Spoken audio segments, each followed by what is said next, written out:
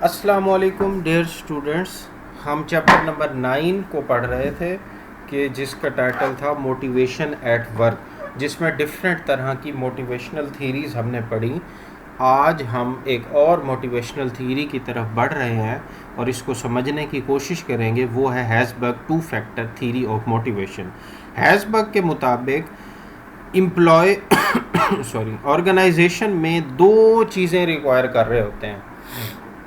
एक है hygiene factor और दूसरा है मोटिवेटर। ये हैज़बर्ग कैसे कहता है? हैज़बर्ग ने उसको नाम दिया हुआ है ऐसा कि जो एम्प्लॉय होता है दो चीज़ें रिक्वायर्ड कर रहा होता है, एक हाइजीन फैक्टर और दूसरा मोटिवेटर। अब एक एक करके इसको समझते हैं कि ये क्या है। Hygiene factor includes essential need, यानी ज़रूरी बेसिक नीड्स, फिज़िकल नीड्स भी इनको कह सकते हैं, कि जो एक एम्प्लॉय ऑर्गेनाइजेशन में रिक्वायर कर रहा होता है। इसे ये दो नीड्स के साथ लिंक करते हैं। एक ये कि एक्सेप्टेबल वर्किंग कंडीशन, एक एम्प्लॉय ऑर्गेनाइजेशन में वर्किंग कंडीशन, अच्छे वर्किंग कंडीशन को रिक्वायर कर रहा होता है कि अगर मैं ऑर्गेनाइजेशन में काम कर रहा हूँ तो वहाँ का वर्किंग कंडीशन अच्छी होनी चाहिए। एक तो एम्प्लॉय ये रिक्वायर कर रहा होता है, ये उसकी बेसिक नीड होती है जब वो किसी ऑर्गेनाइजेशन में भी काम कर रहा हो। दूसरा वो रिक्वायर करता है रीज़नेबल रेट ऑफ पे, कि मुझे मेरी मेहनत के मुताबिक जितनी मेरे अंदर स्किल्स हैं मुझे एक अच्छी पे दी जाए, मेरे काम के बदले जितना मैं डिज़र्व करता हूँ उसके मुताबिक मुझे अच्छे तरीके से पे किया जाए। रीज़नेबल पे होनी चाहिए, ना कम हो, ज़्यादा हो तो ज़्यादा मोटिवेटेड होता है, लेकिन अगर कम हो तो वो फिर डिससेटिस्फाई रहता है एम्प्लॉय के साथ, अपने एम्प्लॉयर के साथ। ठीक है ना, वो चाह रहा होता है कि मुझे उतना पे किया जाए कि जितना मैं डिज़र्व तो कर रहा हूँ ना। अगर ज़्यादा दे दिया जाएगा तो ज़्यादा मोटिवेट होगा, ये तो ज़ाहिर सी बात है। हर इंसान चाहता है कि मैं जो है ना ज़्यादा से ज़्यादा पैसे कमाऊँ।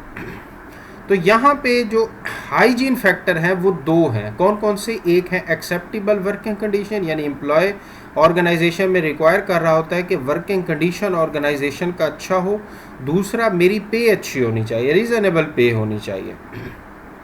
ठीक है, अब वो मज़ीद इसके बारे में बता रहे हैं कि एक्सेप्टेबल वर्किंग कंडीशन क्या मतलब, सेफ्टी, क्लीनलीनेस, रेस्ट ब्रेक, यानी एम्प्लॉय ऑर्गेनाइजेशन में ये चाह रहा होता है कि जहाँ मैं काम कर रहा हूँ वो मुझे जान का ख़तरा नहीं होना चाहिए। मिसाल के तौर पे कुछ ऐसे काम होते हैं, कुछ फैक्ट्रीज़ में ऐसे काम होते हैं कि जहाँ मशीनरीज़ काम कर रही होती हैं तो वहाँ जो है ना जान का भी ख़तरा होता है। ठीक है ना, तो जो एम्प्लॉय होता है, जो लेबर होता है, वो ज़्यादातर ये चाह रहा होता है कि मैं इस जगह काम करूं, ऐसी जगह काम करूं कि जहां मेरी जान को कोई ख़तरा नहीं होना चाहिए, यानी मैं सेफ़ रहूं।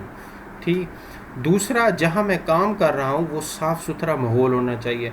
इसके अलावा जब मैं काम कर रहा हूं तो काम के दौरान ब्रेक भी मिलनी चाहिए, क्योंकि ये इंसानी नेचर है कि मुसलसल अगर वो काम करेगा तो थक जाएगा। अब दरमियान में उसको ब्रेक चाहिए होती है। तो ये ब्रेक का लेना भी वर्किंग कंडीशन में आ जाता है। तो अब आपको समझ आई होगी कि एम्प्लॉय एक ऑर्गेनाइजेशन में एक अच्छा वर्किंग कंडीशन रिक्वायर कर रहा होता है। और दूसरा जो फैक्टर है वो रीज़नेबल रेट ऑफ पे, यानी वो चाह रहा होता है कि जितना मैं डिज़र्व कर रहा हूँ उतना तो मुझे दिया जाए ना। ठीक है, तो ये दो फैक्टर्स हैं, इन्हीं को हाइजीन फैक्टर्स कहा जाता है। इनको हाइजीन फैक्टर, हैज़बर्ग ने इनको हाइजीन फैक्टर का नाम दिया है। ठीक है। अच्छा, अब ये देखें कि अगर ये दोनों फैक्टर्स ऑर्गेनाइजेशन में अवेलेबल ना हो या इनमें कुछ कमी हो, वर्किंग कंडीशन तो ठीक है लेकिन बहुत ज़्यादा अच्छी नहीं है, जितनी होनी चाहिए उतनी नहीं है, पे उसे मिल तो रही है लेकिन जो है जितना वो डिज़र्व कर रहा है पे उतनी नहीं है, तो फिर इसके बुरे नताइज सामने आते हैं। क्या वो लिखते हैं? A lack of hygiene factors result in dissatisfaction, यानी अगर इन वर्किंग कंडीशन या रीज़नेबल रेट ऑफ पे में अगर कोई कमी है तो इसकी वजह से जो एम्प्लॉय है वो एम्प्लॉयर से या ऑर्गेनाइजेशन से डिससेटिस्फाई रहता है, उसका मोराल डाउन रहता है, उसकी मोटिवेशन कम रहती है। ठीक है ना, तो ये बुरे नताइज सामने आते हैं अगर एक्सेप्टेबल वर्किंग कंडीशन में कमी रह जाए या रीज़नेबल रेट ऑफ पे में कमी रह जाए, यानी जितना वो डिज़र्व कर रहा था उसे उतना दिया ही नहीं जा रहा, तो फिर वो खुश नहीं रहता एम्प्लॉयर से, वो कोशिश में लगा रहता है कि मैं किसी और जगह जॉब ढूंढूंगा, ठीक है ना। यहाँ बस वो जो है ना, जब तक कोई दूसरी जॉब ना मिल जाए यहाँ पे वो जॉब करता है, जैसे ही उसे कोई अच्छी अपॉर्चुनिटी मिलेगी वो किसी और तरफ मूव कर जाएगा, ठीक है। तो ये बुरे नताइज जो है ना इसका इजहार होता है। और फिर ये जो बुरे नताइज हैं ये फिर आगे किसी नतीजे का काज बनते हैं, और वो काज है डिक्रीज इन आउटपुट, यानी ऑर्गेनाइजेशन के गोल अचीव होने में रुकावट पैदा हो जाती है। ये वाले फैक्टर्स, डिससेटिस्फैक्शन, लो मोराल और मोटिवेशन, यानी अगर एम्प्लॉय डिससेटिस्फाई है, उसका मोराल डाउन है, लो मोटिवेशन है, तो ऑर्गेनाइजेशन अपने गोल अचीव करने में कासिर रहती है। मिसाल के तौर पे ऑर्गेनाइजेशन का गोल था कि इस हफ्ते के अंदर हमने 1000 प्रोडक्ट बनाने हैं, लेकिन वहाँ जो एम्प्लॉय काम कर रहे हैं उन्हें सही तरीके से पे ही नहीं किया जा रहा, जितनी तनख्वाह बनती थी उतनी नहीं दी जा रही मार्केट के मुताबिक, और वहाँ का वर्किंग कंडीशन भी अच्छा नहीं है, तो वो फिर 1000 प्रोडक्ट एक हफ्ते में नहीं बना सकते, क्योंकि वहाँ के जो एम्प्लॉयज़ हैं वो डिससेटिस्फाई रहेंगे, उनका मोराल डाउन रहेगा, ठीक है। और इसके अलावा लो मोटिवेटेड हैं, तो किस तरह आप गोल अचीव कर सकते हैं, ये मुमकिन नहीं है। तो ये थे हाइजीन फैक्टर। हाइजीन फैक्टर को हमने समझा कि कौन कौन से हैं, एक एक्सेप्टेबल वर्किंग कंडीशन और एक रीज़नेबल रेट ऑफ पे, और फिर हमने ये भी देखा कि अगर इनमें कोई कमी रह जाती है, ये प्रॉपर तरीके से नहीं दिए जा रहे एम्प्लॉय को, तो फिर उसके क्या बुरे नताइज निकलते हैं वो हमने देखे, डिससेटिस्फैक्शन, लो मोराल और लो मोटिवेशन। फिर इन बुरे नताइज की वजह से ऑर्गेनाइजेशन पे क्या बुरा असर पड़ता है, तो वो भी हमने देखा। अब हैज़बर्ग दूसरा फैक्टर बताता है, वो है मोटिवेटर। मोटिवेटर में वो ये कहते हैं, motivators include recognition, achievement, opportunity for promotion और एडवांसमेंट एंड रिस्पॉन्सिबिलिटी। वो कहते हैं कि रिकॉग्निशन गला खराब है ज़रा। रिकॉग्निशन मीन ऑर्गेनाइजेशन में जो एम्प्लॉय होते हैं वो ये चाह रहे होते हैं कि मेरी ऑर्गेनाइजेशन में एक मकाम होना चाहिए, मेरी पहचान होनी चाहिए ऑर्गेनाइजेशन के अंदर, मेरी इज्जत करनी चाहिए, इज्जत होनी चाहिए ऑर्गेनाइजेशन में। अगर उससे एम्प्लॉयर एक रिकॉग्निशन, उससे अच्छा स्टेटस प्रोवाइड कर रहा है, उसकी ऑर्गेनाइजेशन में एक इज्जत है, तो ये चीज़ एम्प्लॉय को मोटिवेट कर रही होती है कि वो ऑर्गेनाइजेशन में अच्छा परफॉर्म करे।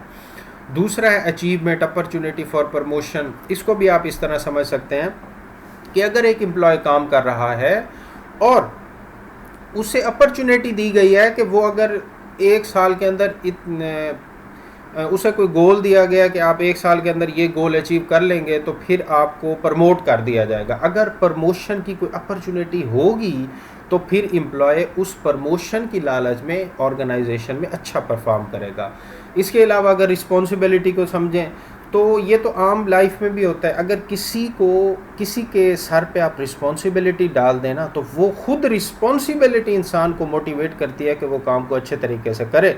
और अगर ऑर्गेनाइजेशन के अंदर एम्प्लॉयज़ को रिस्पॉन्सिबल बनाया जाए, एम्प्लॉय के ज़िम्मे कोई काम लगा दिया जाए और उसे बड़ा बना दिया जाए, ये गोल आपने अचीव करना है, तो ये चीज़ जो है ना उस एम्प्लॉय को मोटिवेट करती है कि देखें मेरे बॉस ने मेरे ऊपर एतमाद किया और मुझे जो है ना रिस्पॉन्सिबल बनाया इस काम को अंजाम देने के लिए।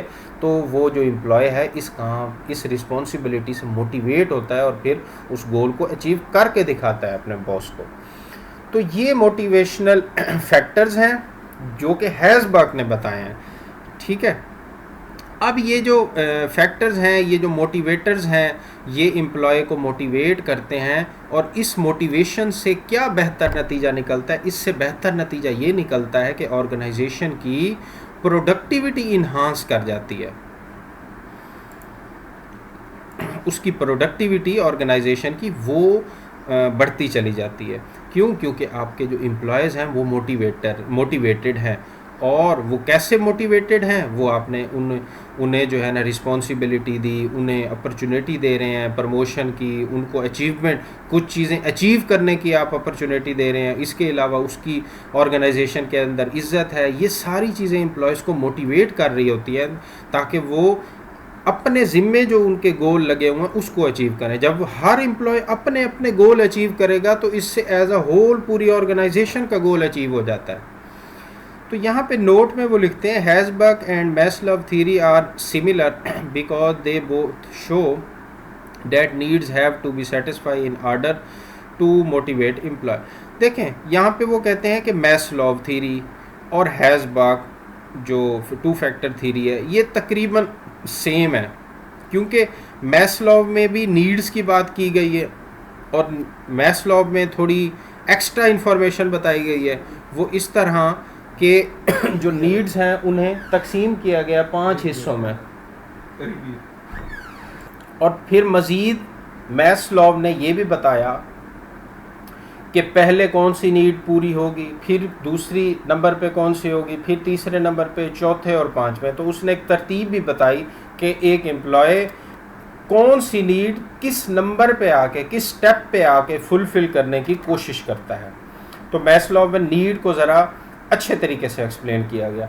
लेकिन जो हैज़बर्ग है उसने भी नीड्स की बात की है, लेकिन उसने मैस्लोव की तरह नहीं, उसने नीड्स को 2 हिस्सों में तकसीम कर दिया। एक फ़िज़िकल नीड, इनको हाइजीन फैक्टर्स को फिज़िकल नीड भी कहते हैं, एसेंशियल नीड, और ये मोटिवेटर्स, ये भी नीड्स होते हैं। ये भी और जो एम्प्लॉय होता है अब वो चाह रहा होता है कि ऑर्गेनाइजेशन में मेरी इज़्ज़त हो, जिस तरह वो ये चाह रहा होता है कि माशरे में मेरी इज़्ज़त हो, इस तरह ऑर्गेनाइजेशन में भी वो चाह रहा होता है कि मेरी एक पहचान होनी चाहिए।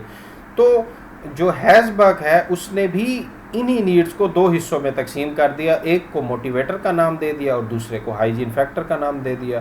बातें दोनों की आलमोस्ट सेम हैं, लेकिन ये कि मैस्लोव ने ज़रा अच्छे तरीके से और जो है ना डिटेल में एक्सप्लेन किया है। मैस्लोव मैं आपको पढ़ा चुका हूँ, अब मैं वो दोबारा रिपीट नहीं करूँगा। तो उम्मीद है कि आप लोगों को इसकी समझ आ गई होगी। अगर नहीं आई तो आप व्हाट्सएप पे दोबारा भी मेरे से समझ सकते हैं।